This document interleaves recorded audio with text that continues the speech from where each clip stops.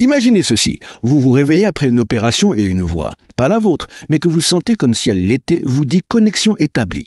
Imaginez-vous l'ampleur de ce moment, ce que signifierait avoir un implant de tissu cérébral synthétique connecté à un serveur externe.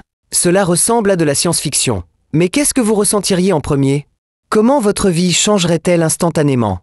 Immédiatement après l'implantation, vous ressentirez probablement un mélange confus de sensations. Tout d'abord, la douleur et l'inconfort post-opératoire, évidemment. Mais au-delà de cela, l'intégration de l'implant impliquerait une période de calibration.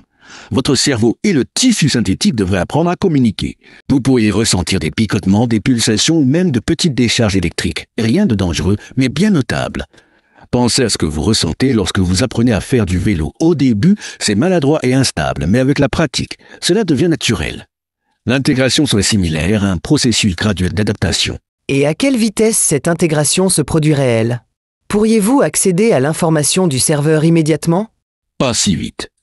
L'intégration complète pourrait prendre des semaines, voire des mois.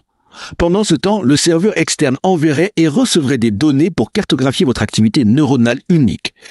Imaginez que votre cerveau est une ville avec des millions de rues. Le serveur doit créer une carte précise de chaque rue pour pouvoir la naviguer de manière efficace. Initialement, la connexion serait lente et peu fiable. Vous pourrez expérimenter des éclairs d'informations ou des sensations que vous ne comprenez pas tout à fait. Mais avec le temps, la connexion se renforcerait et vous permettrait d'accéder à une quantité de plus en plus grande d'informations. Autrement dit, ce n'est pas comme dans les films où vous savez soudainement les arts martiaux ou piloter un avion. Exactement. L'information n'est pas téléchargée directement dans votre cerveau comme un fichier.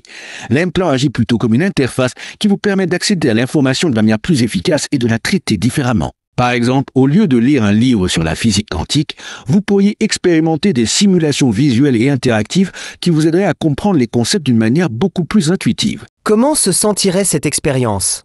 Serait-ce comme avoir une voix dans votre tête? C'est une question cruciale. La sensation serait subtile, mais profonde.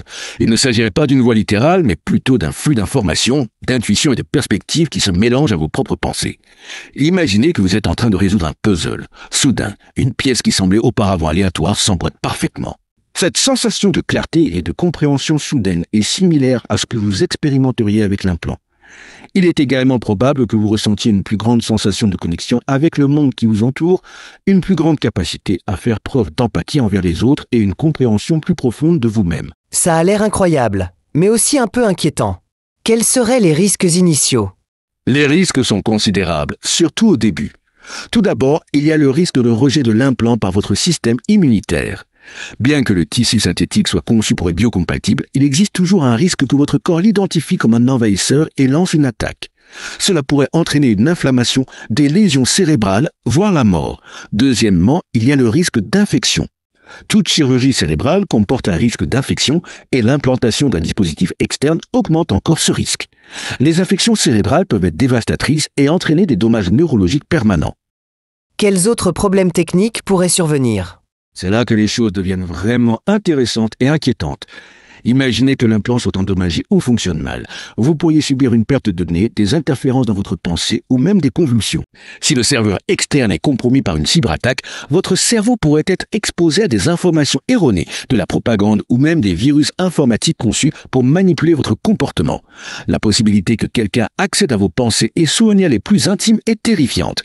De plus, la dépendance à l'implant pourrait avoir des effets à long terme sur votre santé mentale. Vous pourriez devenir anxieux, déprimé ou même perdre votre sens de l'identité. Donc, vous pourriez finir par perdre le contrôle de votre propre esprit? C'est la grande question.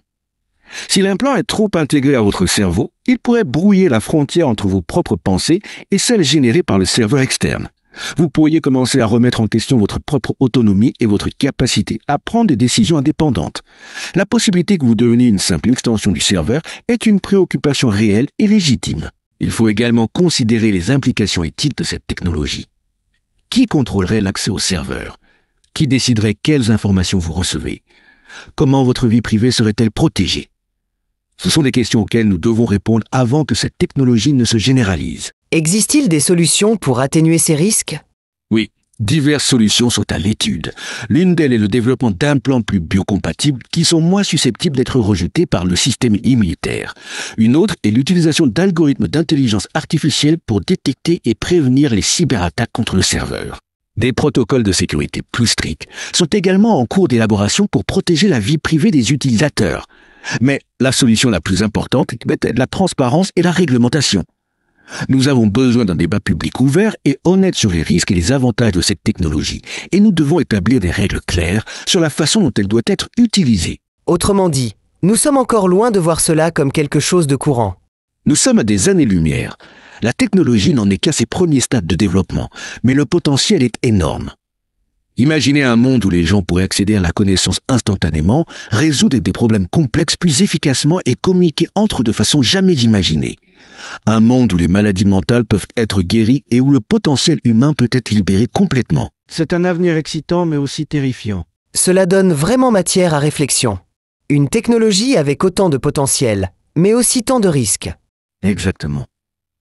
Il est crucial que nous abordions ce sujet avec prudence, intelligence et une profonde considération pour les implications éthiques. L'avenir de l'humanité pourrait en dépendre. Et vous, qu'avez-vous pensé de toutes ces informations? Oseriez-vous avoir un implant comme celui-ci? Explorateurs, si vous avez aimé cette vidéo et que vous voulez continuer à explorer les limites de la science et de la technologie, nous vous invitons à vous abonner à notre chaîne. Mettez un j'aime à la vidéo si vous l'avez trouvée intéressante et partagez vos opinions dans les commentaires. Qu'avez-vous pensé du sujet? Quelles autres questions avez-vous? Nous serions ravis de lire vos commentaires et de répondre à vos questions. On vous attend dans la prochaine vidéo.